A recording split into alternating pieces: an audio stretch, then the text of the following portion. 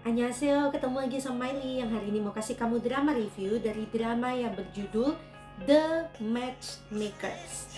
Jadi Mai udah selesai nonton drama ini dari baru aja berapa hari yang lalu, jadi masih fresh banget ya. Oke, drama The Matchmakers ini tayang di network KBS 2 sebanyak 16 episode, cukup panjang ini ya. Dan selesai tayang di bulan Desember tahun kemarin dan Mai cukup telat. Oke. Dan drama ini tayangnya di tiap hari Senin dan Selasa ya. Yang bikin Mai mau nonton drama ini karena lead male-nya adalah Rowoon. Jadi Mai sudah nonton cukup banyak dramanya si Rowoon gitu ya. Oke. Jadi tentang apa sih drama The Matchmakers ini? Jadi ini terjadi di zamannya Joseon ya.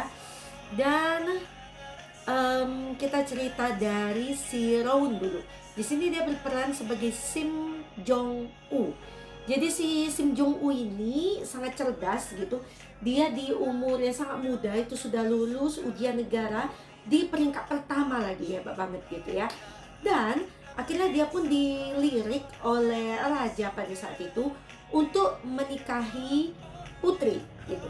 Nah sebenarnya Jongwoo itu tidak terlalu mau sih dinikahkan dengan si putri gitu ya. Karena dia punya impian untuk melayani negara. Karena ketika dia menikah dengan putri, dia otomatis tidak bisa menjadi abdi negara lagi gitu ya. Gak tau kenapa, pokoknya memang peraturannya kayak gitu. Nah tapi nih, keluarga Jongwoo itu sangat setuju si Jongwoo itu menikah dengan Tuan Putri supaya mereka jadi besan raja ya, maunya sih kayak gitu. Nah jadi Jongwoo dengan menyimpan kekecewaan terhadap keluarganya, terhadap apanya, terhadap Hyungnya gitu ya, akhirnya dia mau menikah dengan si putri. Nah meskipun nanti di sejalan dengan cerita ya akan diceritakan bahwa sebenarnya Rowoon itu tidak benar-benar terpaksa untuk menikah dengan Tuan Putri gitu. Oke, nah jadi si si Sim Jongwoo ya, Jongwoo akhirnya menikah dengan Tuan Putri. Siapa sih namanya di sini Tuan Putrinya ya? Siapa nama Tuan Putrinya ya? Gak ada nama kah? Oh ini Princess Hyojung ya. Ini cantik ya princessnya. Oke, di hari pernikahan mereka sayangnya nih mendadak Princess Hyojung itu pingsan mendadak begitu saja. Dan itu terjadi ketika upacara pernikahan mereka, ketika mereka saling menghormat gitu, begini ya berdua kan, hormat dan puk si putrinya itu pingsan. Dan semenjak pingsan itu dia hanya siuman sekali, dan itu pun untuk memberitahu Jongwoo supaya dia melayani negara. Dan setelah itu Princess Hyojung meninggal dengan sebab yang tidak diketahui oleh tabib pada saat itu gitu. Jongwoo yang pintar saja tidak tahu kenapa Princess Hyojung bisa meninggal, tapi karena rasa cintanya dia selama bertahun-tahun, berapa tahun ya? 25 tahun, 20 tahun, pokoknya 15 tahun. Pokoknya dia lama banget hanya berdiam diri di kediaman dia. Yang nama kediamannya apa ya? Aduh kok jadi lupa namanya. Nah pokoknya dia diam di kediamannya itu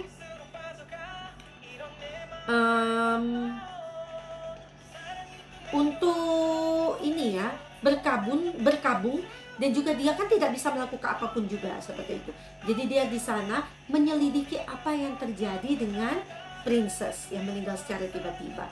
Dia suka membaca buku, dia adalah seorang kutu buku gitu. Oke, kita stop sampai di situ ya.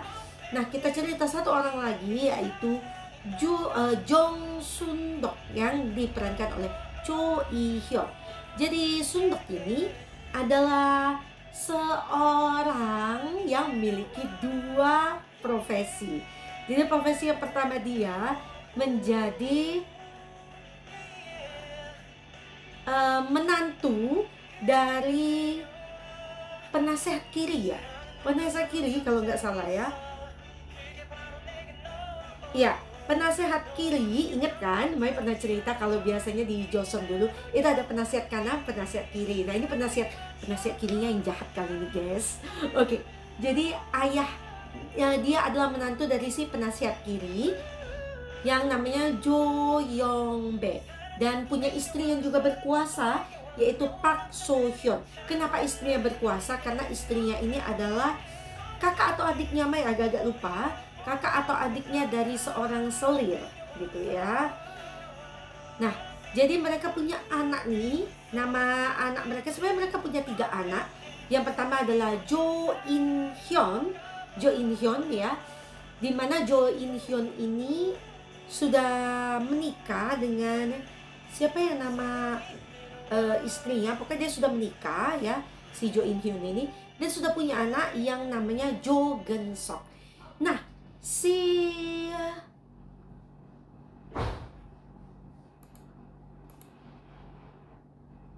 Sundok sendiri menikah dengan anak keduanya yang namanya Jo In Kuk gitu. Dan mereka punya satu putri yang namanya Jo Ye Jin gitu ya. Jadi mereka 3 saudara. Nah, si Sundok ini menikah dengan yang kakak keduanya gitu ya. Nah, pernikahan mereka cukup baik gitu ya. Sundok juga adalah seorang menantu yang baik, dan mereka mengalami hanya 4 tahun masa bahagia karena Inkuk akhirnya meninggal muda gitu ya. Sedih banget, dan mereka belum sempat punya anak. Tapi ini karena In Hyun, kakak pertama, dan istrinya itu meninggal, jadi anak mereka Jo Geun Sok itu diasuh oleh Sundok gitu. Nah, dan Geun Sok ini adalah anak kecil yang pinter banget, patuh banget, dan juga peka. Pokoknya dia bagus banget ya. Ini si Jo Geun Sok ini, dia juga sangat menghormati Sundok meskipun Sundok bukan omanya yang sesungguhnya gitu. Dia nurut banget sama Sundok, guys.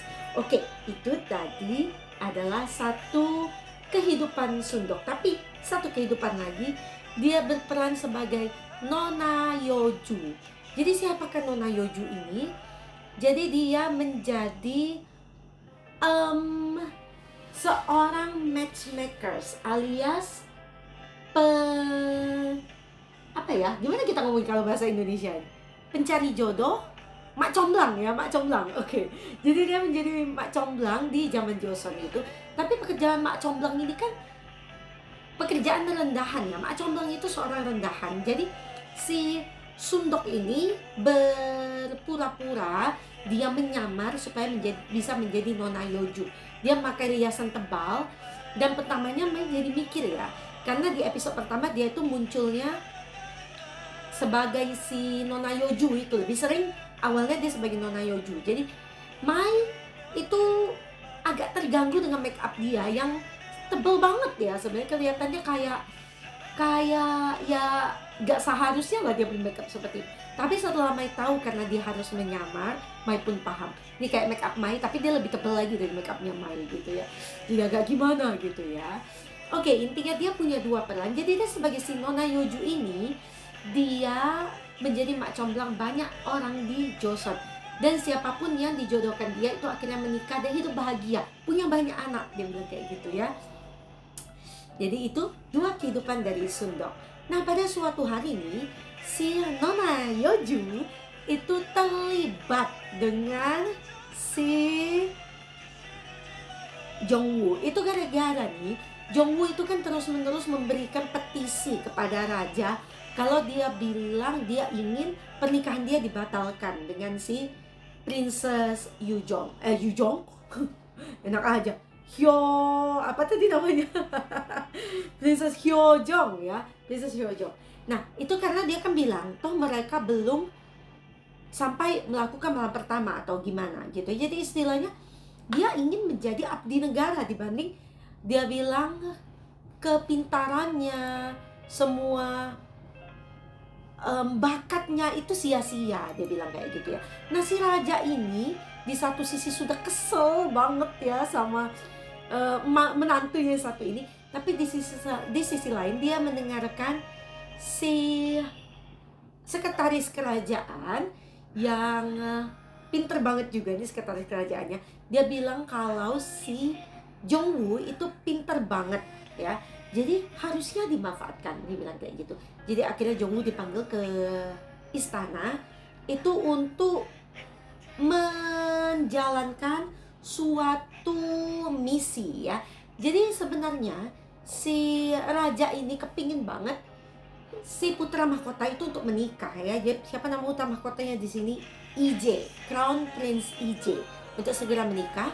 Tapi si penasihat kiri dan juga para komplotannya itu berusaha mencegah agar Crown Prince ini tidak menikah karena mereka punya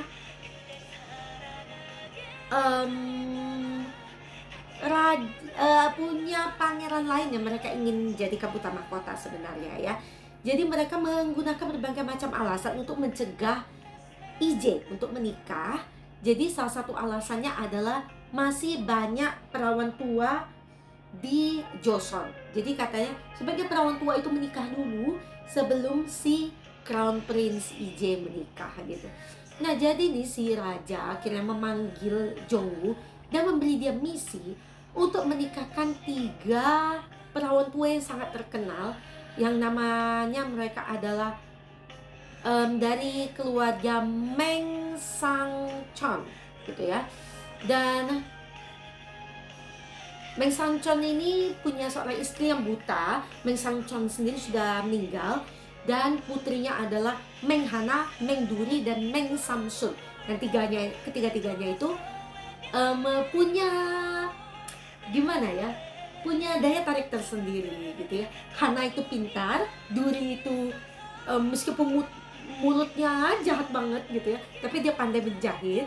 Dan Samsun yang anak putri ketiganya ini meskipun ceroboh dan tidak cantik kelihatannya gitu ya, tapi dia adalah seorang novelis.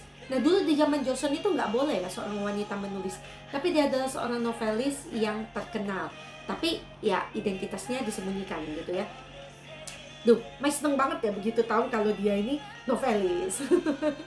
Oke, jadi begitulah Jongwoo akhirnya setelah mendengar nih banyak info gitu, dan salah satunya juga si Kim Oh-bong ya, ini pelayan setianya si Jongwoo itu ya, memberitahu bahwa ada satu mak comblang yang terkenal banget, namanya adalah si Nona Yeoju tadi. Jadi akhirnya Jongwoo itu bekerja sama dengan Nona Yeoju untuk menikahkan ketiga putri Meng.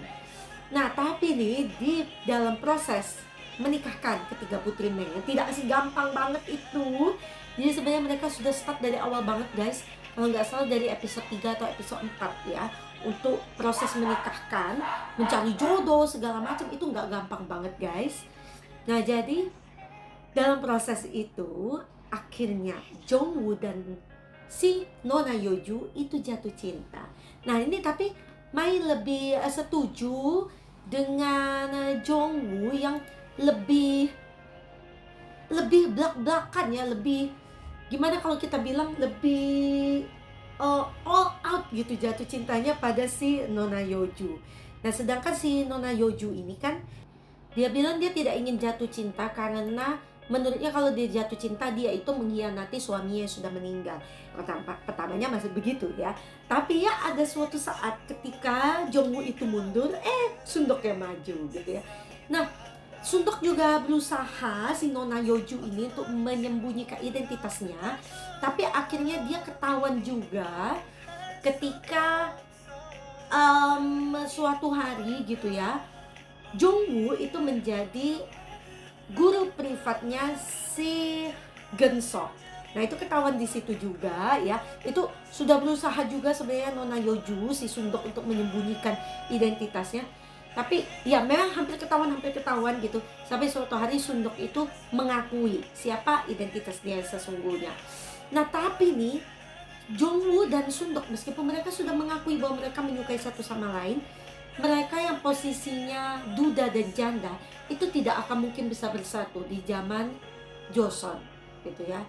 Nah apakah kisah cinta mereka akan berakhir happy ending, dan bagaimana proses mencarikan jodoh untuk ketiga putri Meng yang sangat pemilih ya, gak mau nikah, mereka itu setengah mati gak mau menikah, itu bagaimana caranya dan siapa saja jodoh mereka yang belibet banget ya, tapi akhirnya bisa diketahui juga siapa jodohnya. Dan juga di antara Jongwoo dan Sundok, salah satu dari mereka adalah seorang matchmaker yang sudah diceritakan sebagai legenda dari berbagai tahun-tahun dinasti-dinasti gitu ya, bahwa ada seorang matchmaker yang kalau matchmaker ini kalau menikah katanya ya, pasangannya itu bisa mati muda. Jadi si Sundok berpikir ini mungkin dia gitu ya, karena suaminya mati muda gitu kan. Nah, tapi Jongwoo juga Tuan Putri mati muda gitu ya. Nah, jadi matchmaker ini bisa punya feeling ya, gimana bisa menyatukan kedua pasangan gitu. Nah, biasanya mereka akan ketemu satu matchmaker gitu ya. Matchmaker ini tahu pasangan dengan melihat jalinan benang gitu ya. Nah, tapi matchmaker yang di antara Jongwoo dan Sundok itu pakai feeling. Feeling seperti apa dan siapakah matchmaker yang sesungguhnya? Apa yang membuat Tuan Putri Hyojong meninggal? Dan siapa dalang di balik semua itu? Nah, semua itu bisa kalian tonton di drama The Matchmaker yang seru banget, kocak banget, romantisnya banget. Meyakin kamu akan suka sama dramanya. Oke. Alright. Kita lihat-lihat di web Asian Wiki episode ratingnya. Cukup disukai di nationwide di Korea ya. Itu berawal dari 4% tapi berakhir dengan 5%. Nah, itu menurut saya sudah cukup bagus ya, luar biasa. Oke. Dan di 2023 KBS Drama Awards, mereka mendapatkan 5 awards. Yang pertama, Best Actor Rowoon, Excellent Actress Cho Ih-hyun, Best Supporting Actor adalah Jo Han Chol. Jo Han Chol ini yang menjadi siapa? Jo Han Chol ini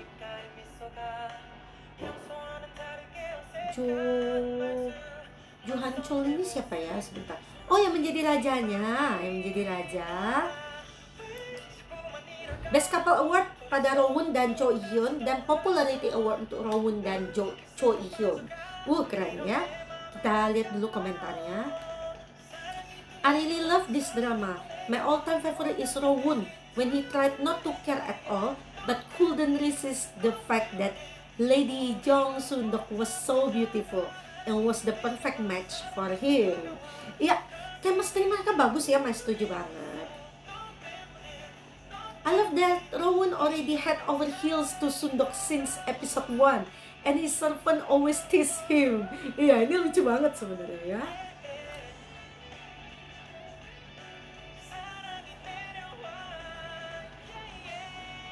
It's one of the best saga dramas I've ever watched. Oh, really love the movie. Don't understand this Joseon tradition, but about widowers, can they remarry?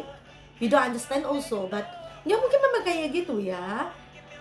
But I don't really like the match together of Crown Prince and the oldest sister of the Meng family. Oops. Nggak masalah gitu ya, karena kan menjadi seorang ratu gitu ya, penting kualitasnya itu harus bijak gitu ya, nggak masalah di situ ya. Oke, Mai juga lihat banyak banget improvement Rowoon di drama ini gitu ya, jadi kamu harus nonton dramanya gitu ya. Oke, kita lihat dulu yuk ratingnya di berbagai web. Di IMDb 7,5 dari 10, nih bagus nih. 8/10 dari My Drama List. Ada review lain juga di My Drama List, 9,5 dari 10. Itu tinggi banget ya. Masih ada lagi kah?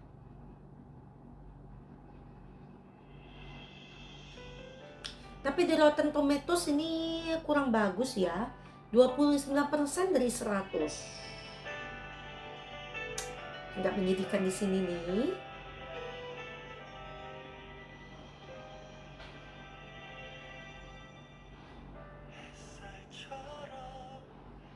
,3,9 dari 5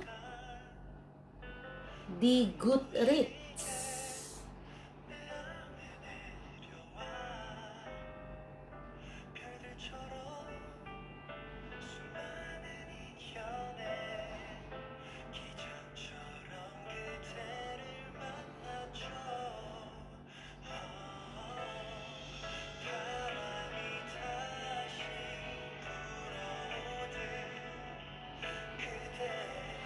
Ini ada film western seperti judulnya sama ya. Oke. Di Asian Week sendiri drama ini mendapatkan rating 90. Dan Mai mau kasih drama ini rating sebesar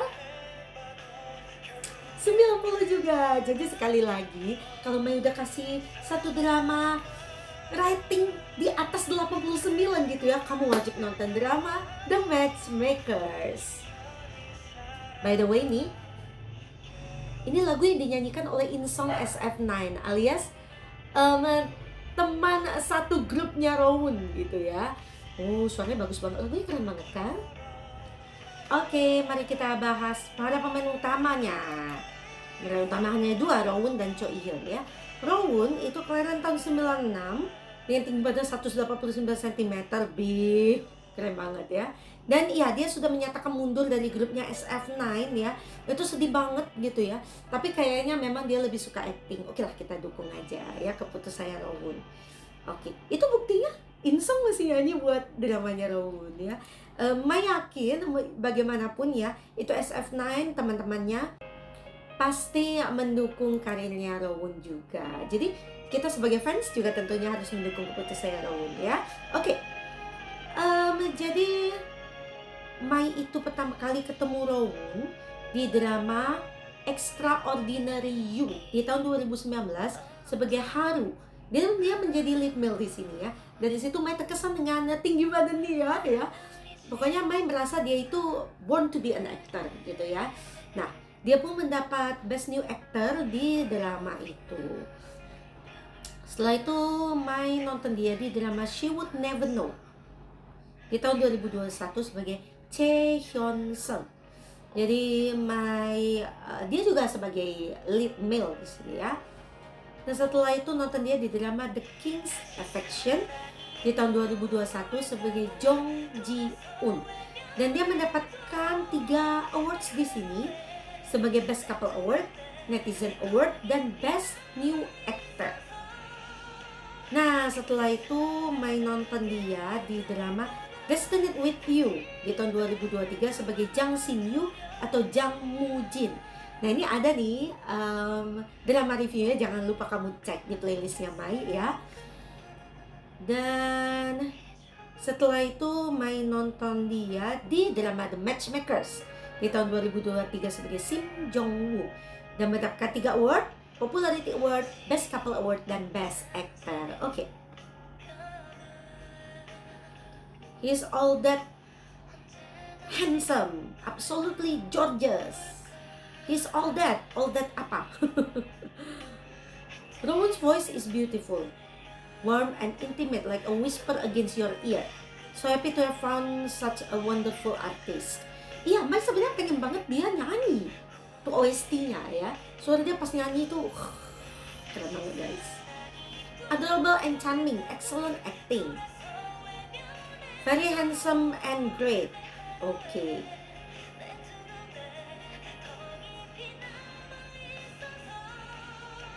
Yang ini bilang dia multi-talented guy.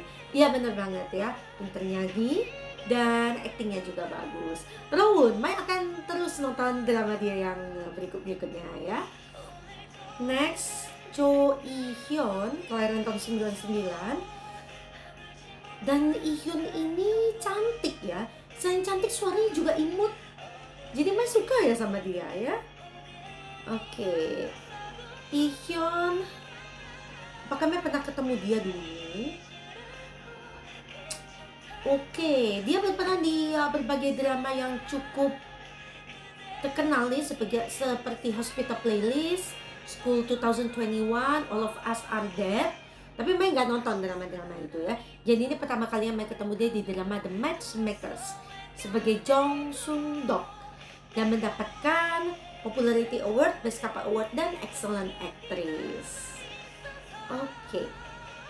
Amazing actress. Enjoy her performance and her mesmerizing eyes. Okay. She looks so much like Kim Sae-ron. Enggak juga sih ya, enggak lah.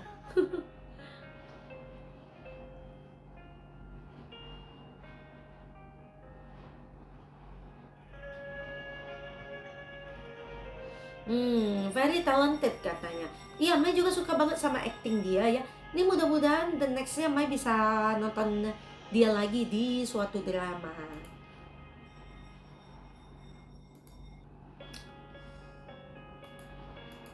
Oke, dan di watching list Mai sekarang lagi nonton drama A Killer Paradox yang sebenarnya pendek banget, cuma 8 episode, dan Mai udah nonton 3. Kayaknya ini akan selesai dalam minggu depan ya. Dan juga ada Wonderful World, Between Him and Her, Welcome to Samdari, Chicken Nugget, dan masih banyak lagi drama yang lainnya ya. Mai memang agak ketinggalan, tapi dukung Mai terus supaya Mai bisa tetap semangat tontonin semua drama dan juga kasih kamu drama reviewnya. Dan makasih banget buat kamu sudah dukung drama review Mai ya. Drama review Mai yang Mai Demon itu viewsnya mencapai 1200-an. Makasih banget untuk dukungan kamu. Dan juga drama review Moon in the Day itu 500-an ya. Tetap dukung Miley dengan tontonin drama review Mai. Dan jangan lupa juga please tinggalin jempol kamu di drama review Mai. Dan kamu bisa bagikan link drama review Mai ke sesama K-drama lovers yang lainnya yang butuh referensi drama yang mereka harus tonton tentunya ya. Dan juga jangan lupa subscribe ke channelnya Mai supaya kamu nggak ketinggalan dengan konten yang akan Mai posting buat kamu. Oke, sampai di sini drama review Mai, and see you at the next K drama review by Miley. Annyeong.